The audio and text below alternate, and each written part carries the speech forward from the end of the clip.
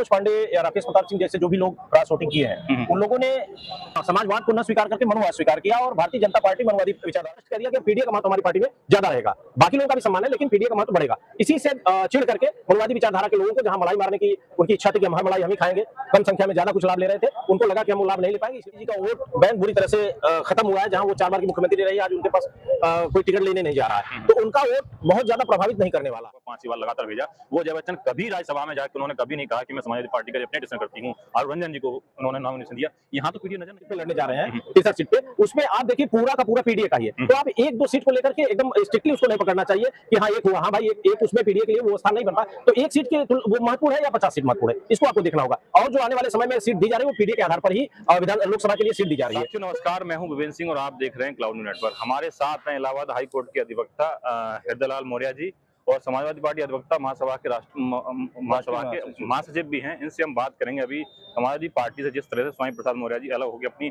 अलग रहा पार्टी बनाई, राष्ट्रीय स्वयं समाज पार्टी, और अखिलेश यादव जी स्वामी प्रसाद मौर्य जी की बात को नहीं सुन रहे थे, या उन्होंने जो कही थी अपनी पीड़ा कि एक राष्ट्रीय महासचिव का बयान पार्टी का हो जाता है, एक राष्ट्रीय महासचिव का बयान नहीं बयान होता है। जिन लोगों की वो तरफदारी कर रहे थे, जिन लोगों के लिए उनको एक तरह से देखा जाए तो इग्नोर कर रहे थे, उसी सारे मुद्दों को लेकर हम बात करेंगे। सर, जिस तरह से मनोज पांडे वगैरह जो से अभी राज्यसभा के चुनाव हुए उसमें उन्होंने क्रॉस वोटिंग की, तो अखिलेश यादव जिनको तवज्जो, अखिलेश यादव काफी करीब माने जाते हैं मनोज पांडे, वो खुद ही लगभग समाज पार्टी से क्रॉस वोटिंग की अलग भी हो रहे हैं। क्या कहना चाहें इस पर? देखिए, राष्ट्रीय अध्यक्ष जी ने हमेशा सारे सर्व समाज को सम्मान दिया और मनोज पांडे या राकेश प्रताप सिंह जैसे जो भी लोग क्रॉस वोटिंग किए हैं, उन लोगों ने समाजवाद को न स्वीकार करके मनुवाद स्वीकार किया और भारतीय जनता पार्टी मनुवादी विचारधारा की पार्टी है। वो अंदर से मनुवादी विचारधारा के थे। आदरणीय स्वामी प्रसाद मौर्य जी का पूरा सम्मान था समाजवादी पार्टी में और उनकी बात पर विचार होता और विचार हो रहा था, लेकिन चूंकि मनोज पांडे जैसे लोग पुराने लोग थे, उनको भी सुना जाना था, दोनों पक्ष पे विचार चलता, अभी इलेक्शन का भी माहौल था, पार्टी बिजी थी। अब राष्ट्रीय अध्यक्ष जी ने उसमें कुछ निर्णय लेते, उससे पहले ही श्री स्वामी प्रसाद मौर्य जी ने अपना निर्णय ले लिया। निश्चित रूप से स्वतंत्र है, उन्होंने पार्टी बनाई है, लेकिन इस बात का पार्टी को बेहद दुख है कि मनोज पांडे जैसे लोगों ने जो कि धोखा दिया, उनसे ये उम्मीद नहीं थी। और आने वाले समय में अब मनुवादी विचारधारा के लोगों के लिए समाजवादी पार्टी में स्थान कम होगा। समाप्त तो किसी के लिए नहीं होता, लेकिन कम होगा, क्योंकि विश्वास जो तोड़ा जाता है तो बार बार विश्वास तोड़ने पर विश्वास खत्म हो जाता है। जैसा कि आपने कहा, बार बार विश्वास तोड़ने विश्वास खत्म हो जाता है। अखिलेश यादव काफी करीबी थे। अखिलेश यादव जी ने भी मतलब विधानसभा चुनाव में मूर्ति बनानी कहती, परशुराम मूर्ति बनाई भी। शिवरात्रि पर उन्होंने कहा था कि जल्द ही आप इस मनुवादी के जल्द ही इटावा में शिव का मंदिर बन के तैयार हो रहा है, अगले शिवरात्रि तक भैया। आप जिस मनुवादी का अखिलेश यादव जी तो लगातार उसमें बात करें। देखिए, ये मिशन का मैटर नहीं, ये पॉलिटिक्स का मैटर है। राजनीति में सभी को साथ लेके चलना होता है और आस्था निजी विषय है। कानून में भी कहा जाता है आपकी जिसमें आस्था हो उसमें विश्वास कर सकता है। तो मंदिर में आस्था करना ये आस्था का विषय है, उसको मनुवाद से नहीं जोड़ा जाना चाहिए। मनुवाद में जो ऊंच नीच की जात के नाम पे कहा जाता है, हम लोग उसको समझते हैं कि भाई जात के नाम पे कोई ऊंच नीच है तो उसको मनुवादी कहते हैं। और राष्ट्रीय अध्यक्ष श्री अखिलेश यादव जी ने इस पे लगातार प्रहार किया और उन्होंने कहा था कि मैं शुद्र हूं कि नहीं, तमाम आप लोगों ने इसको देखा होगा। तो राष्ट्रीय अध्यक्ष जी भी इस बात को समझ रहे हैं, लेकिन ऐसा नहीं कहा जा सकता कि किसी जात वर्ण के या किसी विचारधारा के लोगों को पार्टी से एकदम बाहर कर दिया जाए। तो सर्व समाज के लोगों को रखा जाना था, उसमें पीडीए का महत्व बढ़ाने के लिए श्री अखिलेश यादव जी ने स्पष्ट कह दिया कि पीडीए का महत्व हमारी पार्टी में ज्यादा रहेगा। बाकी लोगों का भी सम्मान है, लेकिन पीडीए का महत्व बढ़ेगा। इसी से चिढ़ करके मनुवादी विचारधारा के लोगों को जहां मलाई मारने की उनकी इच्छा थी कि हम हर मलाई हम ही खाएंगे, कम संख्या में ज्यादा कुछ लाभ ले रहे थे, उनको लगा कि हम वो लाभ नहीं ले पाएंगे, इसलिए वो लोग चले गए। सर, जैसे आपने पीडीए की बात करी जी, पीडीए की लगातार समाजवादी पार्टी के लोग और अखिलेश यादव जी बात करते थे पीडीए की, लेकिन जब राज्यसभा का चुनाव होता है तो उसमें पीडीए नजर नहीं आया। जिस जया बच्चन को जो लोग लगभग 5 बार लगातार भेजा, वो जया बच्चन कभी राज्यसभा में जाकर उन्होंने कभी नहीं कहा कि मैं समाजवादी पार्टी का रिप्रेजेंटेशन करती हूँ, और रंजन जी को उन्होंने नॉमिनेशन दिया।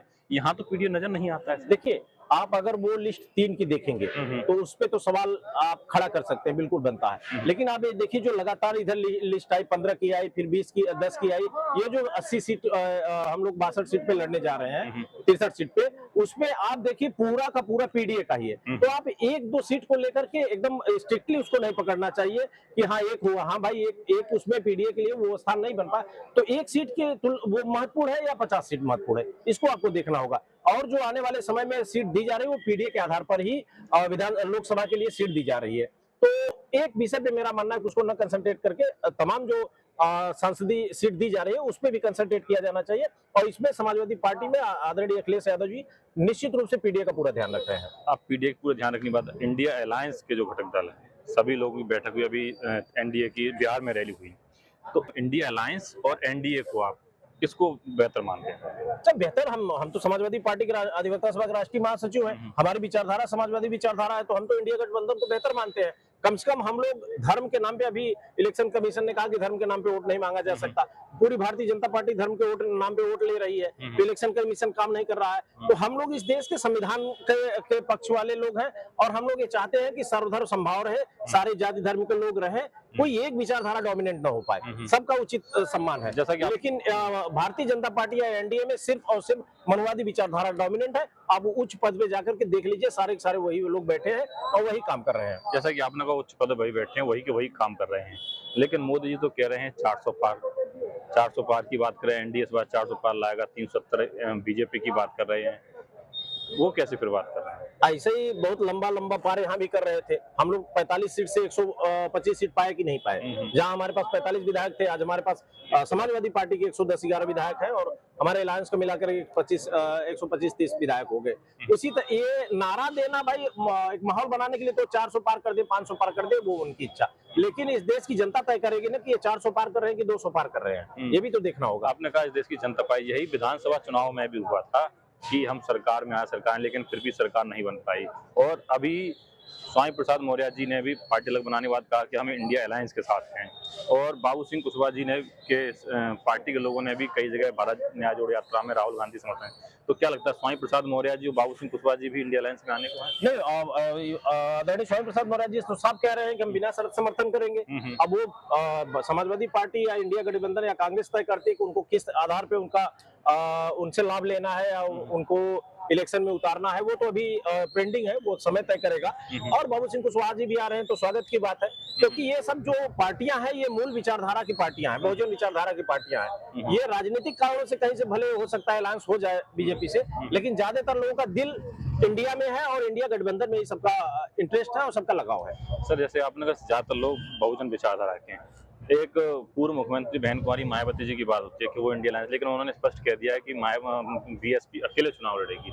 इसको आप कह सकते हैं, इससे क्या बीजेपी को फायदा होगा या बहुजन समाज पार्टी को फायदा? देखिए, मैं जो बात कहूंगा आप उसको स्वीकार नहीं कर पाएंगे, जो मैं राजनीति को समझता हूँ उस आधार पे कह सकता हूँ कि बहन मायावती जी का वोट बैंक बुरी तरह से खत्म हुआ है। जहां वो 4 बार की मुख्यमंत्री रही, आज उनके पास कोई टिकट लेने नहीं जा रहा है, तो उनका वोट बहुत ज्यादा प्रभावित नहीं करने वाला है।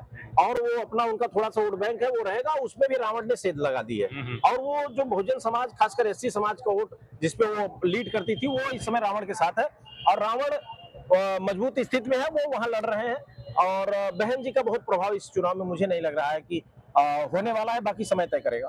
सर, जैसा कि आपने कहा कि समय तय करेगा, तो आने वाले चुनाव में सीटों की जो बंटवारी है, समाजवादी पार्टी ने अपने 63 कैंडिडेट की लगभग घोषणा कर दी है और अब 25 सीटें कांग्रेस के लिए। तो क्या बाबू सिंह कुशवाहा जी की पार्टी को सीट मिलने की संभावना है या स्वामी प्रसाद मौर्य जी? देखिए, ये तो आपने बहुत अपर लेवल की बात कर दी। मुझे लग रहा है कुछ सीटें मिल सकती है। अच्छा। अब हो सकता है कांग्रेस दे दे, हो सकता है सपा दे दे। अब ये शीर्ष नेतृत्व की बातें, हम लोग छोटे कार्यकर्ता हैं, ठीक है, पद मिल गया एक विंग में राष्ट्रीय महासचिव, लेकिन पॉलिसी मेकर नहीं है, पॉलिसी डिसाइडिंग फैक्टर में भी हम लोग नहीं आते हैं। तो हमें लग रहा है कि थोड़ा बहुत वोट बैंक सभी पार्टियों के पास है और इसका इंडिया गठबंधन में आने के बाद लाभ होगा। अभी जो सोशल मीडिया के माध्यम से लग रहा है कि आदरणीय बाबू सिंह कुशवाहा भी चुनाव लड़ सकते हैं। अब ये कांग्रेस उनको सीट देती है, सपा देती है, इस पे तो मैं नहीं बोल सकता क्योंकि मेरी बोलने की हैसियत नहीं, मैं इतना बड़ा नेता नहीं हूँ। मेरे आपने विचार पूछे तो वो मेरा ये विचार है कि वो मिल सकता है। सर, एक आखिरी सवाल, 2024 के लोकसभा चुनाव में संविधान की बात, संविधान बचाएं, लोकतंत्र बचाने की बात होती है, ईवीएम को लेकर बात होती है, इस पे सर आपका क्या है? देखिए, संविधान संकट में है, बहुजन विचारधारा संकट में है, डॉक्टर अम्बेडकर का भावी देश संकट में है और संकट में है इस देश का आरक्षण, पिछड़ों का हित, बहुत सारी चीजें संकट में है और संविधान में आप देखें तमाम वैकेंसीज आ रही हैं, सारी वैकेंसीज में पिछड़ों का कहीं 18% दिया जा रहा है, कहीं 11 में तो 9% आरक्षण मिला था। तो इस तरीके से संविधान को कुचलने की बात हो रही है। और अभी एक भाजपा के बड़े नेता ने कहा कि हमें 400 सीट चाहिए संविधान बदलने के लिए। तो आप सोचिए कि जहां ये संविधान समानता की बात करता है उसको बदल करके ये ऊंच नीच लागू करना चाहते हैं, मनुवाद लागू करना चाहते हैं। अगर भारतीय जनता पार्टी को कोई वोट कर रहा है तो मनुवाद को वोट कर रहा है और ऊंच नीच की भावना को वोट कर रहा है।